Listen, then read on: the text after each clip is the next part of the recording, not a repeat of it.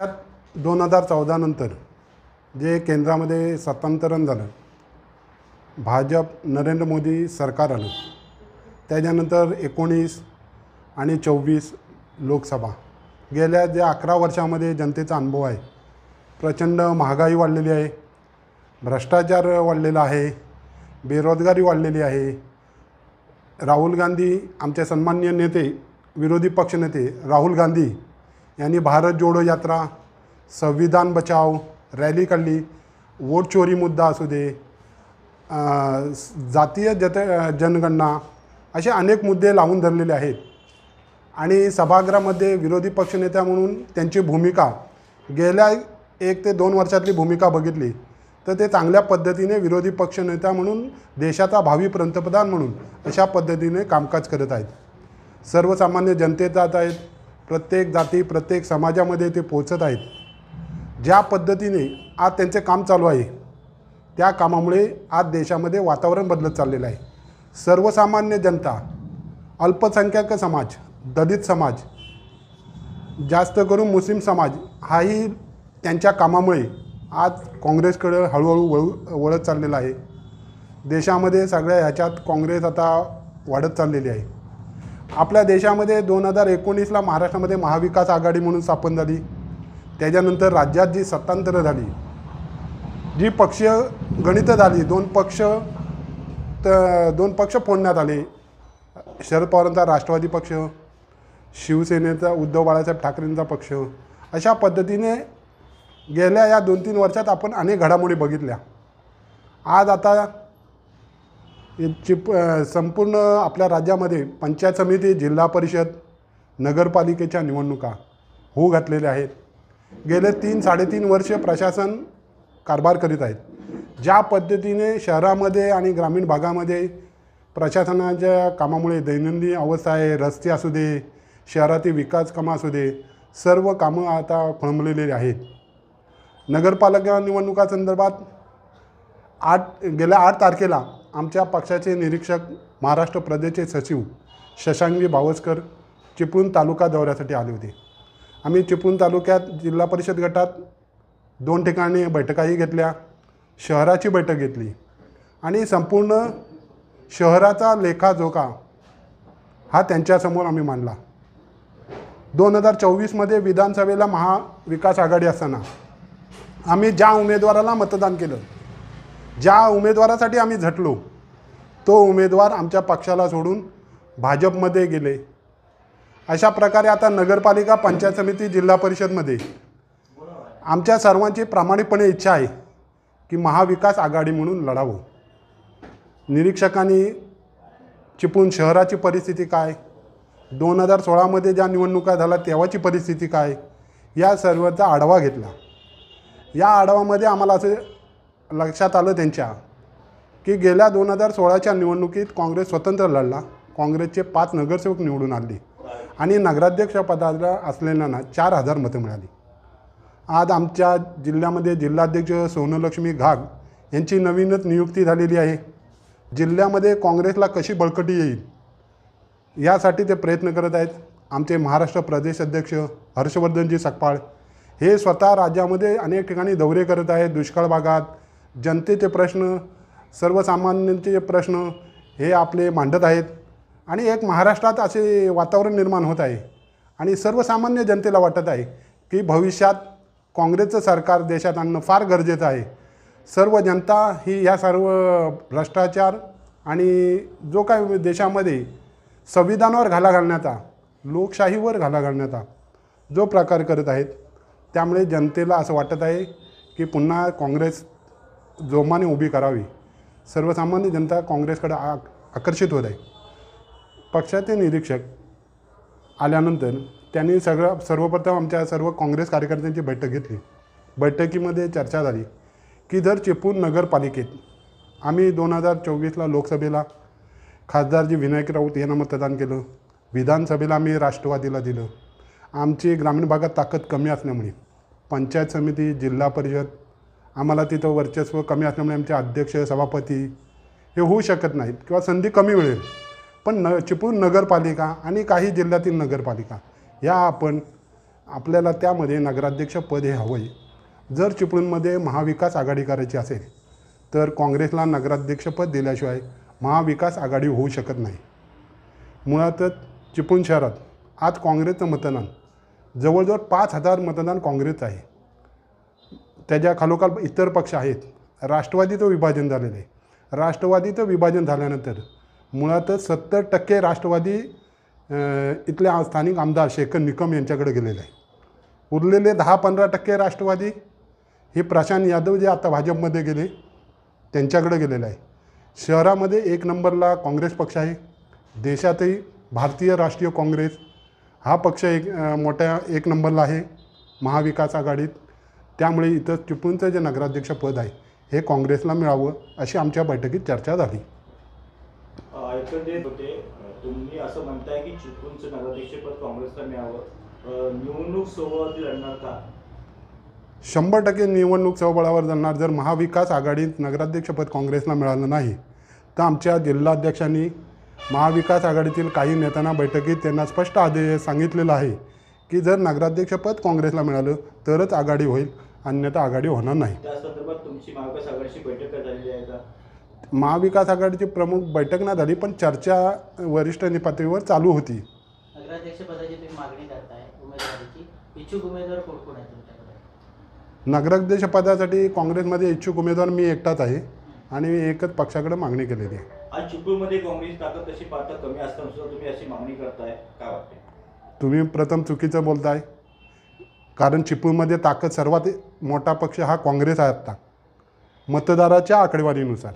त्याच्यानंतर राष्ट्रवादी शेखर निकम गट, भाजप आणि नंतर उबाटा उद्धव बाळासाहेब ठाकरे गट हे मोठे गट आहेत. आणि त्यामध्ये सर्वात मोठा जो मतदार असलेला जो हे आहे तो काँग्रेस आहे.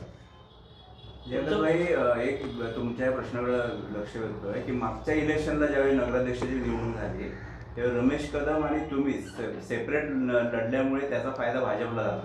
तीच परिस्थिती आता आली तर ह्याच्याकडे तुम्ही कसं हँडल करता?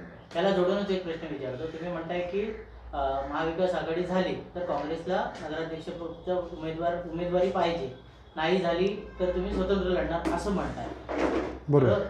पण जर समजा वरिष्ठ पातळीवरनं महाविकास आघाडी करायचं ठरलं आणि जर ती जागा शरद पवार राष्ट्रवादीला गेली तर तुमची भूमिका काय असेल? मुळातच निरीक्षकांच्या पुढ्यात जे म्हणणं मांडलं त्यामध्ये आज राष्ट्रवादी शरदचंद्र पवार गटाची ताकद सगळ्यात शेवटच्या क्रमांकाला आहे. त्यांचं संघटन नाही आहे. जे संघटन आहे हे काँग्रेसकडे आहे आणि नंतर उबाटाकडे आहे, उद्धव बाळासाहेब ठाकरे गटाकडं. हे मतदार आमच्याकडे जास्त आहेत. त्याच्यामुळे आम्हाला हे नगराध्यक्षपद मिळावं अशी तिथं ठाम निर्णय झालेला आहे. आणि मुळात शहरामध्ये काय अफवा उठवल्या जात आहेत की वरिष्ठांनी फोन केला, ह्यांनी फोन केला. प्रदेश अध्यक्षांबरोबर माझं स्वतः वैयक्तिक बोलणं झालेलं आहे.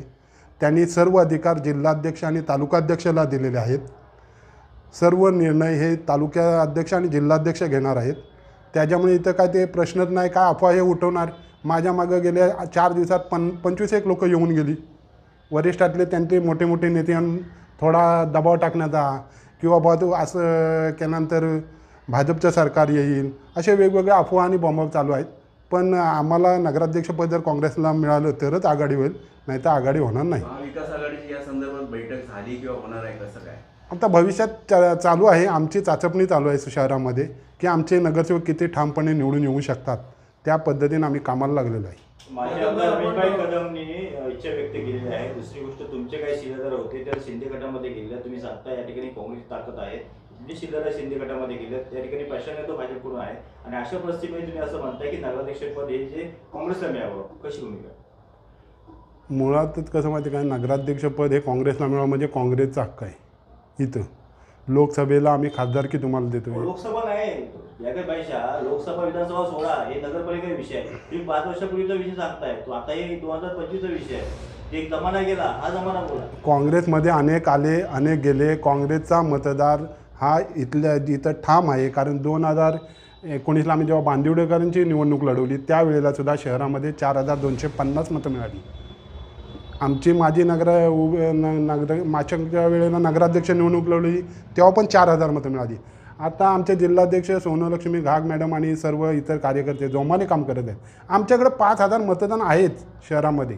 यावर आम्ही ठामच आहोत आणि ते मतदान तेवढं काँग्रेसला मिळणार आहे. बरं जयदत्तभाई, आपण आता एक मुद्दा आपण बोलतोय नगराध्यक्ष पदाचा. एक- जनतेतून नगरसेवक नगराध्यक्ष होणार म्हटल्यानंतर तुमची टीम किंवा तुम्हाला घरोघरी पोहोचवण्याचं काम नगरसेवक करणार आहे. नगरसेवकांची अशी कोणती मोठी फील्ड तुमच्याकडे आहे, त्यांची काय नावं कळतील? शहरामध्ये गोळकोट रोड, पेटमाप, बाजारपेठ, वाण्याळी, मुरादपूर हा जो भाग आहे उक्ताड, यामध्ये सर्वात जास्त टीम ही काँग्रेसकडे आहे. तिथला मतदारही काँग्रेसकडे आहे. आणि मुळातच तुम्ही विषय मगाशी रमेशभाई कदमनी काय मुलाखत दिली, मी इच्छुक आहे. हे लोकशाही आहे, संविधान आहे. कोणी नगराध्यक्ष पदाला नगरसेवकाला उभं राहू शकतो. मुळातच आम्ही यूट्यूबला आमच्या अनेक मित्रांनी सर्च केलं की महाराष्ट्रामध्ये कधी असा नगरसेवक आणि नगराध्यक्ष होऊन आमदार झाला काय, आणि आमदार होऊन तो परत नगराध्यक्ष पदाला इच्छुक आहे का, तर आकडा 0 येतो आहे. कदाचित त्यांच्या मनात काय वेगळं असेल, किंवा त्यांनी ज्या उदय सामंतबरोबर 2 बैठका झाला यामधलं काही गुपित काय आहे का, याच्यासाठी तो त्यांनी दावा केला असेल. प्रत्यक्षात रमेश कदम हे आमचे वरिष्ठ नेते आहेत, महाविकास आघाडीचे नेते आहेत. नगरसेवक भुगवलं, पद भूषवलं, नगराध्यक्ष भूषवलं, आमदार भूषवलं, 2 वेळा आमदाराला पराभव झाला. हे जाणता राजा ही शहराने दिलेली त्यावेळची पदवी आहे. ही ते पदवी शेवटपर्यंत टिकवतील अशी माझी इच्छा आहे. आणि ते नगराध्यक्षपदात उतरतील असं मला अजिबात वाटत नाही. कारण मुळात संघटनेत ताकद नाही, उमेदवारच नाही. तुमच्याकडं कशा पद्धतीनं मतदान येणार याची तुमच्याकडे शाश्वती नाही. नुसत्या आता हे बघा, नगराध्यक्षाला प्रत्येक बिल्डिंगला चढायला लागतं, मत मागायला जायला लागतं. किती बिल्डिंगा जाणार? तुम्ही खालून किंवा फोन करून मतदान मिळत नाही. सर्वसामान्य जनतेपर्यंत नगराध्यक्षाला पोचावं लागतं. त्या पद्धतीनं मतदान घ्यावं लागेल. तुम्ही घरात बसून फोन करून तर राजकारण काय राहिलेलं नाही. आमदार रमेशभाई कदमांना क्रॉस करताय. मुळात तुम्ही महाविकास आघाडीमध्ये राहून सुद्धा रमेशभाई कदमांना चांगलं गुण गाताय, वाईट गुण गाताय. तुम्ही म्हणताय जाणता राजा बोलताय. दुसरी गोष्ट रमेशभाई कदमांनी आमदारकी येऊन तुम्ही नगराध्यक्ष म्हणून बोलताय. म्हणजे कुठेतरी तुम्ही रमेशभाई कदमांना दावा नाही मी टाची करताय. जयदत्तभाई, तुम्ही महाविकास आघाडीमध्ये अजून आहात, तुम्ही स्वतंत्रपणे नाही आहात, तुम्ही महाविकास आघाडीमध्ये आहात, तरी पण तुम्ही रमेशभाई कदमावरती आरोप करताय, माझ्या आमदारावरती आरोप करताय. मी आमदारावरती रमेशभाईंवरती आरोप केलेला नाही. जी सत्यता आहे ही मी त्यांच्यासमोर मांडलेली आहे की जनतेमध्ये आज मी सत्यता आहे. आज चिपळूण शहरामध्ये फिरल्यानंतर सर्वसामान्य जनतेची आणि त्यांच्या वयाची माणसं चर्चा करतायत. आज वय 78-80पर्यंत पोचत आलेली व्यक्ती आहे. कुठं एवढे पायटणीवाणी चढणार? मला वाटतं तुम्ही आता म्हणताय मी नगरपालिकेत उभा राहतो म्हणून, तुम्ही आतापर्यंत अशी किती लोकांची कामं केली जात? मी स्वतः 2 वेळा नगरसेवक होतो. चिपळूणमधील सांस्कृतिक केंद्राचा विषय असू दे, बाजार पुलाचा विषय असू दे, रस्त्यासंदर्भात जे विषय असू दे, जी विकासाची कामं जनतेला आवश्यक आहेत ती कामं मी केलेली आहेत. आणि नगरसेवक असताना मुळातच सगळं शहर काय नसतं, आपल्याकडे एक वार्ड असतो, त्या प्रभागात सुद्धा कामं केलेली आहेत. रमेशभाईचा विषय आहे, पण उभाटा सेनेकडनं बाळा कदम इच्छुक आहे. होऊ शकतं. आम्ही त्यांच्याशी तेच तर म्हटलं, आम्ही त्यांना खासदारकी दिलेली आहे. बाळा कदम हे तर उमेदवार बरोबर आहे. लोकसभेला बाळा कदम तर वय नाही झाले त्यांचं. नाही 100% ते लढू शकतात, ते तिकीट मागू शकतात, दावेदार आहेत. आणि माझं पण असं म्हणणं आहे की नवीन जनतेची पण मागणी आहे शहरामध्ये की नवीन लोकांना संधी दिली पाहिजे. या मतावर मी ठाम आहे. बाळा कदम वगैरे जे कोण तरुण इच्छुक असतील 5-6 त्या सर्वांना संधी दिली पाहिजे आणि त्यांनी मागणी पण केली पाहिजे. या मतावर मी ठाम आहे. कारण नवीन माणसाला उमेदवार तर तुम्हाला जातील, फक्त रमेशभाईंची चर्चा ना असं नाही. संधी हे बघा, शेवटी जनता कोणाला देणार हे जनता ठरवणार. कौल नाही जनतेच नाही म्हणत आहे मी. तुम्हाला रमेश कदमांचं वय झाले, ते आमदार होते, हे ठीक ठीक आहे. आहे. बाळा कदम असतील, हा एक महाविकास आघाडी झाली आणि बाळा कदमांना उमेदवारी नाही दिली, तुम्ही उभाटाला जागा सोडली, तर नाही तुमची भूमिका काय शेवटी असेल? कसं माहिती आहे काय, राजकारण आहे. राजकीय कारकिर्दी एका नेत्यांनी नगरसेवक, नगराध्यक्ष, आमदारकी भूषवली आणि तो त्या व्यक्तीला खाली आज 78व्या वर्षी येऊन नगराध्यक्ष पदाची निवडणूक लढवावी लागत असेल तर ही जरा विचार करण्याची बाब आहे. आता तुम्ही मुद्दा गेली 40 वर्ष सत्ता रमेशभाई कदम गटाकडे आहे. 40 वर्षातली एक मिनिट जरा ऐकून घ्या साहेब. 40 वर्षातली 32.5 वर्ष सत्ता रमेशभाई कदमांकडेच आहे. एक वेळ मध्ये 2.5 वर्ष बोर्टे मॅडम आणि सुरेखा खेराडे. 32 वर्ष नगरपालिका त्यांच्याकडे असताना काही कामं त्यांच्या हातून चांगली झाली, काही कामं रखडलेली आहेत. पण नवीन लोकांना संधी दिल्यानंतर शहराचा विकास होईल आणि कायापालट होऊ शकतो. ही माझी भूमिका आहे. ओके चला.